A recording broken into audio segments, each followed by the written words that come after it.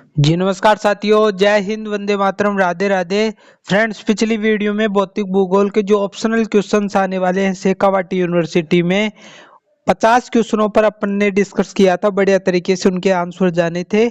आज की वीडियो में अपन आगे की कहानी स्टार्ट करते हैं, यानी आगे के जो ऑप्शनल क्वेश्चन है 51 से लेकर 100 तक, यानी 50 क्वेश्चनों पर अपन डिस्कस करने वाले हैं। यदि चैनल पर नए हो तो चैनल को सब्सक्राइब करो, बेल आइकन को प्रेस करो, क्योंकि इस प्रकार की वीडियो मैं यहाँ पर लेकर आता रहता हूँ। क्लास को आगे बढ़ाने से पहले आपको विश करना है मेरे को, 2024 में आप प्रवेश कर चुके हो, आपको ढेर सारी शुभकामनाएं। आप 2024 में एंटर कर चुके हो। 2023 में आपकी जो भी कमियां रही ड्रीम्स को लेकर, आपने जो भी हासिल नहीं किया, सुप्रीम पावर से प्रार्थना करता हूं कि वो सारी की सारी चीजें आपको 2024 में मिले। जिनका भी 2023 बिल्कुल ही बेकार चला गया है वो परेशान ना हो, आपके सारे के सारे स्वप्न 2024 में पूरे होंगे। बस शर्त ये है कि लगातार मेहनत करते जाना है। रोजाना पढ़ो, चाहे कम पढ़ो, चाहे 2 घंटे पढ़ो, 3 घंटे पढ़ो, लेकिन रोजाना पढ़ना है। जो कंटिन्यू रहेगा उसको वो सारी की सारी चीजें मिलेंगी जो वो पाना चाहता है। ठीक है, तो स्टार्ट करते हैं आज की वीडियो को। सबसे पहला क्वेश्चन आपके सामने दिख रहा है, निम्नलिखित में से विश्व की प्राचीनतम पर्वतमाला, प्राचीन से भी प्राचीनतम, हिमालय, अरावली पर्वत, रॉकी पर्वत या आल्प्स पर्वत? तो इसका राइट आंसर हो जाएगा अरावली पर्वत, जो राजस्थान में भी पड़ती है, यानी थोड़ा बहुत हिस्सा उसका पंजाब में पड़ता है, गुजरात में थोड़ा बहुत हिस्सा पड़ता है। ठीक है, तो ये अरावली पर्वत श्रृंखला जो है वो विश्व की, यानी पूरे विश्व में सबसे प्राचीन श्रृंखला ये मानी जाती है। ठीक है, 52 यानी दूसरा क्वेश्चन अपन मान लेते हैं इस क्लास का। तो वह जलवायु प्रदेश जहां वर्ष पर्यंत वर्षा होती है, यानी ये 4 प्रदेश बताए गए हैं और ये बताना है अपन को कि जहां पर पूरे साल वर्षा होती है रोजाना। ठीक है, तो इसका राइट आंसर हो जाएगा भूमध्य रेखीय प्रदेश। इसको अपन डोलड्रम पेटी भी बोलते हैं, यानी 0 डिग्री अक्षांशीय जो रेखा है, भूमध्य रेखा, जिसे विषुवत रेखा भी बोलते हैं, वहां पर हर साल रोजाना वर्षा होती है। ठीक है, यहाँ पर अगला क्वेश्चन, पृथ्वी के आंतरिक परत में बेसाल्ट चट्टानें पाई जाती है। ठीक है, तो पृथ्वी की जो आंतरिक परत कौन सी है जहां पर बेसाल्ट चट्टान पाई जाती है?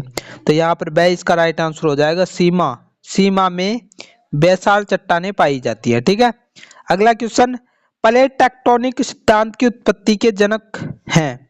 मैंने प्लेट टेक्टोनिक थ्योरी पढ़ाई थी, वहां पर भी मैंने बताया था कि ली मॉर्गन। इसका राइट आंसर हो जाएगा मॉर्गन, यहाँ पर मॉर्गन ही लिख रखा है, तो ए इसका राइट आंसर हो जाएगा। ठीक है, आगे बढ़ते हैं। अगला क्वेश्चन, किरीट मंडल से संबंधित है, यानी सौर मंडल जो है उसमें सूर्य जो है उसके 3 मंडल हैं, उन्हीं में से किरीट मंडल भी आता है, वो किससे संबंधित है? तो सूर्य का नाम तो मैंने पहले ही ले दिया, तो इसका राइट आंसर हो जाएगा सूर्य, यानी किरीट मंडल सूर्य से संबंधित है।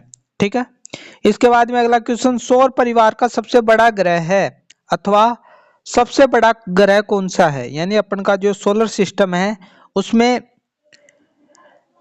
लार्जेस्ट प्लेनेट कौन सा है वो बताना है अपन को। ठीक है, तो इसका राइट आंसर हो जाएगा बृहस्पति सबसे बड़ा, सबसे लार्जेस्ट प्लेनेट माना जाता है सोलर सिस्टम का। ठीक है, इसके बाद में द्वितारक सिद्धांत से संबंधित है, यानी किसने, ये 4 विद्वान यहाँ पर दे रखे हैं, तो अपन को ये बताना है कि द्वितारक सिद्धांत किसने दिया था। ठीक है, तो इसका राइट आंसर हो जाएगा जेम्स जीन्स ने ये थ्योरी दी थी। ठीक है, आगे बढ़ते हैं। 58वां क्वेश्चन, महाद्वीपीय विस्थापन सिद्धांत दिया था, ये तो बिल्कुल इजी सा क्वेश्चन है। ठीक है, तो इसका राइट आंसर हो जाएगा वेगनर, अल्फ्रेड वेगनर, जिनका बार बार आप नाम भी सुनते हो। अगला क्वेश्चन है, कौन सा खंड अंगारा भूमि का अंश नहीं है, यानी इनमें से 3 ऑप्शन ऐसे हैं जो अंगारा भूमि के अवशेष हैं, चौथा अपन को ढूंढना है। ठीक है, अंगारा लैंड, यानी अंगारा जो भूमि है ना उसको अंगारा लैंड भी बोला जाता है। ठीक है, तो इसका राइट आंसर हो जाएगा सी, चीनी चबूतरा ये जो है ना वो इसका हिस्सा नहीं माना जाता, ठीक है। बाकी के हैं Canadian shield, Baltic shield, Brazilian shield, ठीक है, तो ये आ जाएंगे, ठीक है। इसके बाद में आगे बढ़ते हैं। सागर नित्तल प्रसरण सिद्धांत का प्रतिपादन किया था, ठीक है, तो इसका राइट आंसर हो जाएगा हैरी एस ने इस सिद्धांत का प्रतिपादन किया था। अगला क्वेश्चन, समस्थिति सिद्धांत का प्रयोग किया गया था, ठीक है। समस्थिति शब्द का सर्वप्रथम प्रयोग किया था, तो इसका राइट आंसर हो जाएगा डट्टन द्वारा इस शब्द का प्रयोग किया गया था, ठीक है। आगे बढ़ता हूं। एक भ्रंश घाटी का निर्माण होता है, एक भ्रंश घाटी का निर्माण कब होता है ये अपन को बताना है, तो यहाँ पर ए इसका राइट आंसर हो जाएगा फाल्टिंग क्रिया द्वारा। फाल्टिंग क्रिया द्वारा एक भ्रंश घाटी का निर्माण होता है। अगला क्वेश्चन आपके सामने, थोड़ा ऊपर ले लेता हूं इसको, ठीक है। जेफ्रे का तापीय संकुचन सिद्धांत समझाता है, ठीक है, तो इसका जो राइट आंसर हो जाएगा पर्वत निर्माण के बारे में तापीय संकुचन सिद्धांत किससे संबंधित है, जो पर्वतों का निर्माण होता है ना वो पूरी पूरी प्रक्रिया वो इसी में आ जाएगी, ठीक है। इसके बाद में कौन सी पर्वत श्रृंखला प्राचीनतम है, वापस वही क्वेश्चन रिपीट हो गया, चाहे विश्व की प्राचीनतम पर्वत श्रृंखला बतानी हो या फिर कौन सी पर्वत श्रृंखला सबसे प्राचीन है वो अपन को बताना है। तो अरावली का नाम रट लो, अरावली महत्वपूर्ण है, सबसे प्राचीन यही पर्वतमाला है, ठीक है, जो राजस्थान है उसके मध्य भाग से गुजरती है, आपको सबको पता है, ठीक है। ब्रंसन घाटी परिणाम है, ये वापस वही क्वेश्चन आ गया, ब्रंश जो घाटी है वो किसका परिणाम है ये बताना अपन को, तो फाल्टिंग क्रिया का परिणाम है, ठीक है। इसके बाद में हिमालय एक है, हिमालय एक ब्लॉक पर्वत है, ठीक है। ब्लॉक पर्वत का मतलब एक हिस्सा अत्यंत ढलान वाला होता है, दूसरा है ना जो उसमें कम ढलान पाया जाता है, ठीक है, तो ऐसी की स्थिति होती है कुछ, ठीक है। इसको मिटा देता हूं मैं, ठीक है। अगला क्वेश्चन, हिमालय पर्वत की उत्पत्ति के लिए कौन सी भू हलचलन जिम्मेदार है, हिमालय पर्वत जो है उसका निर्माण किस प्रकार हुआ, कौन सी क्रिया जिम्मेदार है, ठीक है, तो इसका राइट आंसर हो जाएगा स अल्पाइन पर्वत, ठीक है, अल्पाइन क्रिया भी जिम्मेदार है, ठीक है। अगला क्वेश्चन है, पर्वत निर्माण का संवैनिक तरंग सिद्धांत दिया था, यानी संवहनीय तरंग सिद्धांत बोल दो या संवहनीय तरंग सिद्धांत भी आप इसको बोल सकते हो। तो फ्रेंड्स इसका जो राइट आंसर हो जाएगा वो होम्स हो जाएगा, ठीक है, इसी ने दिया था। अगला क्वेश्चन है, फ्यूजियामा ज्वालामुखी है, फ्यूजियामा ज्वालामुखी कहाँ पर है, जापान में है, ठीक है, तो इसका राइट आंसर हो जाएगा जागृत ज्वालामुखी, क्योंकि ज्वालामुखी तीन प्रकार के होते हैं, जागृत, दूसरा है शांत और तीसरा है प्रसुप्त ज्वालामुखी, तो ये किस कैटेगरी में आता है, ये इस कैटेगरी में आता है, ठीक है, जागृत ज्वालामुखी में आता है। जागृत ज्वालामुखी एक्टिव वोल्केनो होता है ये, यानी इसमें क्या होता है कि उद्गार हो रहा है, अभी भी हो रहा है, पहले भी हो रहा था और आगे भी होगा, ठीक है। इसके बाद में आगे चलते हैं। अगला क्वेश्चन, ज्वालामुखी क्रिया से बनने वाली झील कहलाती है, ज्वालामुखी से जो झील बनेगी उसको क्या बोलेंगे, तो इसका राइट आंसर हो जाएगा काल्डेरा, काल्डेरा भाई साहब, काल्डेरा इसी ज्वालामुखी क्रिया से बनती है, ठीक है ना। तो सब बढ़िया होंगे आप, ठीक है, मौज कर रहे होंगे, सर्दी चल रही है भाई साहब, अपने आप को संभाल के रखो, एक बार बीमार हो गए ना तो फिर प्रॉब्लम हो जाएगी भाई। एग्जाम भी आपके आने वाली हैं तो बढ़िया तरीके से आपको मेहनत करनी है। गाँव की भाषा हमारा पढ़ लो रहा, थोड़ा दिन पढ़ लो, बड़ा बुजुर्ग बोले जी ना थोड़ा दिन पढ़ लो, तो गाँव की भाषा में कभी कभी मैं बोल दूँ, ठीक है। आगे बढ़ता हूँ। सर्वाधिक क्षतिकारक भूकंपीय तरंगे हैं, ठीक है, तो सबसे ज्यादा नुकसान जो पहुंचाती हैं तरंगे वो कौन सी हैं, पी तरंग तो नहीं होंगी, एस तरंग भी नहीं होंगी, ये दोनों नहीं है, इसका राइट आंसर हो जाएगा एल तरंग, जिससे लव तरंग भी बोलते हैं। अब वो प्यार वाली तरंगे मत समझ लेना आप, ठीक है। प्यार मेरे इसमें खूब अंतर है, जब ये चलती है ना तो बल बल की है ना जो माइंड सेट कर देती है ठीक है। इसके बाद में अगला क्वेश्चन, बहुमुखी उद्गार से उत्पन्न स्थलाकृति है, ठीक है। तो इसका राइट आंसर हो जाएगा ज्वालामुखी पठार, ठीक है। अगला क्वेश्चन है, कौन सी आग्नेय शैली नहीं है, यानी आग्नेय जो चट्टाने होती है ना उससे निर्मित चट्टान कौन सी नहीं है। तो है वो अपन सबसे पहले जान लेते हैं। ग्रेनाइट आग्नेय चट्टानों का रूप होती है। ग्रेबो और अधः सेल जो आंतरिक सेल होते हैं वो तो आग्नेय सेल आते हैं, जबकि जो दैवाड़ा है वो नहीं आएगा, वो अवसादी चट्टानों का रूप है ये, ठीक है। अवसादी चट्टानों से निर्मित है, ठीक है। यहाँ तक बात आपको क्लियर हो गई होगी। इसके बाद में आगे चलते हैं, ठीक है।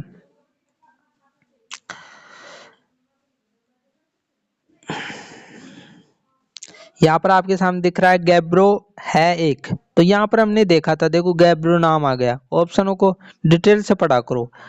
यानी गैब्रो क्या है, तो ये इसका राइट आंसर हो जाएगा आग्नेय, यानी नीचे दे रखा है ना आग्नेय चट्टान, ठीक है। तो एक क्वेश्चन जो होता है ना उसके ऑप्शन भी देखा करो, ऑप्शनों को बढ़िया तरीके से पढ़ा करो, क्योंकि उसी से फिर अगला क्वेश्चन बन जाता है। अगला क्वेश्चन है, संगमरमर सेल का निर्माण जिससे संबंधित है वह है। तो यहाँ पर देखो ये इसका राइट आंसर हो जाएगा कायांतरित चट्टाने, रूपांतरित चट्टाने भी इनको बोलते हैं, ठीक है। चट्टाने तीन प्रकार की होती हैं, आग्नेय, अवसादी और कायांतरित चट्टाने। तो ये जो संगमरमर होता है वो कायांतरित चट्टाने से बना होता है, ठीक है। आगे बढ़ता हूँ, ग्रेनाइट, ग्रेनाइट चट्टाने किससे संबंधित है। तो यहाँ पर हमने ऊपर देखा था, ठीक है, ऊपर देखा था, एक ही चीज से बहुत सारी चीजें आपकी क्लियर हो जाएंगी। तो ग्रेनाइट इससे आग्नेय सेल से संबंधित था, तो यहाँ पर आ जाएगा ग्रेनाइट आग्नेय चट्टान से संबंधित है, ठीक है। यहाँ तक बात क्लियर हो गई होगी। आगे बढ़ता हूँ, इससे जलज गर्तिकाएं बनाए जाते हैं, ठीक है। तो किससे, ये क्वेश्चन अलग ही तरीके से पूछा है, तो नदी से संबंधित है ये जलज गर्तिकाएं, क्योंकि जल का जहां नाम आ गया वहां पर तो नदी होगा ना, ठीक है। आगे बढ़ता हूँ, 78वां, गाज स्थलाकृति संबंधित है। गाज किससे संबंधित है, ये देखो जो बहता हुआ जल होता है ना उससे संबंधित है, ठीक है। इसके बाद में आगे बढ़ता हूं मैं, जलोढ़ के निक्षेप कार्य द्वारा निर्मित है। किसके द्वारा निर्मित है, प्रवाहित जल के द्वारा निर्मित होते हैं जलोढ़ पंख, ठीक है।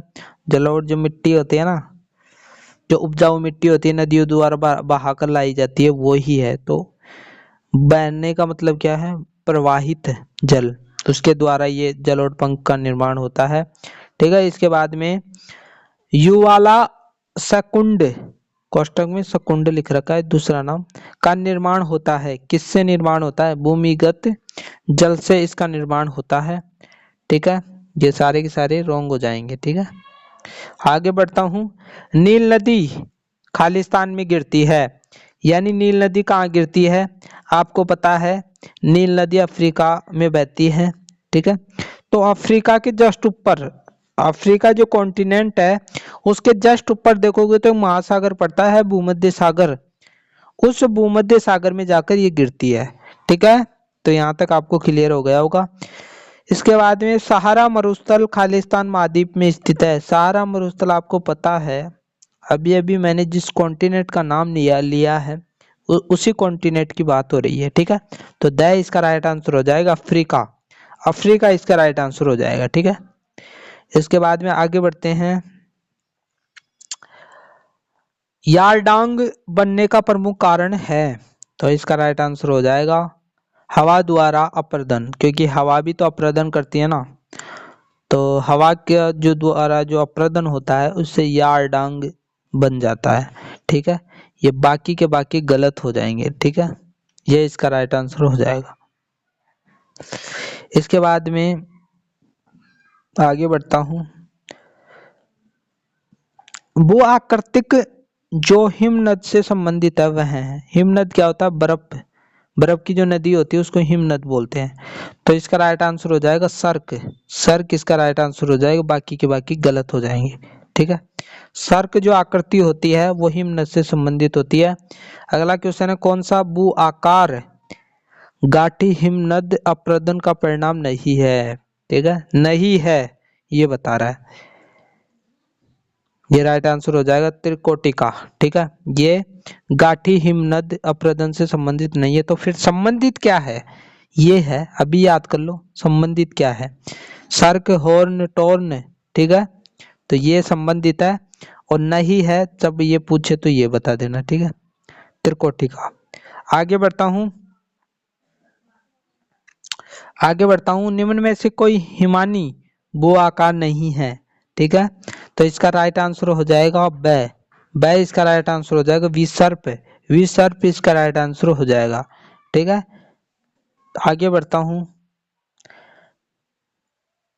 जो भू आकार पवनकृत नहीं है वह है, ये जो लेपिज है ना, ये पवनकृत नहीं है, पवन द्वारा निर्मित नहीं होता है। ठीक है, बाकी के बाकी होते हैं, यही याद कर लो। द्वीपीय पर्वत, छत्रक शिला, जूगेन। ठीक है, तो ये सारे के सारे राइट आंसर तो यही होगा, जो क्वेश्चन बोला उसी के अनुसार अपन को चलना होगा।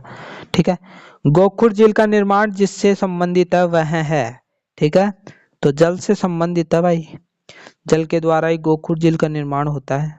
ठीक है, बोर तो नहीं हो गए? ज्यादा लंबी क्लास नहीं है, अब लास्ट क्लास, यानी इससे ज्यादा क्वेश्चन नहीं बचे हुए हैं अभी। अपर्दन चक्र की संकल्पना प्रतिपादित करने वाले हैं। अपर्दन चक्र किसने प्रतिपादित किया था?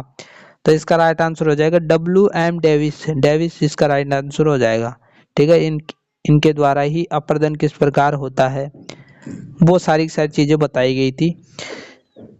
जो भू आकार हिमानीकृत नहीं है, जो हिम नदियों द्वारा निर्मित नहीं है, वो अपन को बताना है। तो ये इसका राइट आंसर हो जाएगा हुर्मी चिन्ह। ठीक है, ये बाकी के बाकी है ना जो हिमानीकृत होते हैं, लेकिन ये नहीं होता है, तो ये इसका राइट आंसर हो जाएगा। तो इनको भी आप याद कर लिया करो, ताकि आपको अलग तरीके से क्वेश्चन बना के दे तो वो आप आसानी से कर लो। ठीक है, आगे बढ़ता हूँ। गोखुर झील परिणाम है। ठीक है, ऊपर हमने देखा था किसका परिणाम है? नदी अपरदन का। ठीक है, तो नदी अपरदन इसका राइट आंसर हो जाएगा। ठीक है, आगे बढ़ता हूँ। ये क्वेश्चन आया हुआ भी है। ठीक है, वायुमंडल का सबसे नीचे का भाग या निचला स्तर, या फिर इस प्रकार आएगा, निम्न में से कौन सी वायुमंडल की सबसे निचली परत है? तो ये स वाला इसका राइट आंसर हो जाएगा। पर्वतन मंडल या फिर सौभ मंडल। ठीक है, आप अपन जो है ना उससे ऊपर ये परत पाई जाती है। ठीक है, उसके जस्ट ऊपर कौन सी पाई जाती है? इसके ऊपर कौन सी पाई जाएगी? ये पाई जाएगी समताप मंडल। समताप मंडल में ही ओजोन मंडल आ जाता है, फिर इसके ऊपर पाई जाती है आयन मंडल। तो इसका जो राइट आंसर होगा वो तो यही होगा। ठीक है, इसमें पूछा है कि वायुमंडल की सबसे नीची परत कौन सी है, तो यही है। ठीक है, इसके बाद में वायुमंडलीय प्रमुख अग्निरोधक गैस है जो आग को रोकती है ना, वो अपन को बताना है, तो कार्बन डाइऑक्साइड हो जाएगी। ठीक है, इसका राइट आंसर यही होगा। तो फ्रेंड्स, आज की वीडियो में इतना ही। आपके क्वेश्चंस पूरे होते हैं। आप ये सोच रहे हो 50 क्वेश्चनों की बात की थी, यहाँ तो 43 क्वेश्चन पर ही डिस्कस किया है। तो देखो, आपकी सीरीज में इतने ही थे, और कुछ क्वेश्चन और लेकर आऊंगा जो वेरी इंपॉर्टेंट होंगे।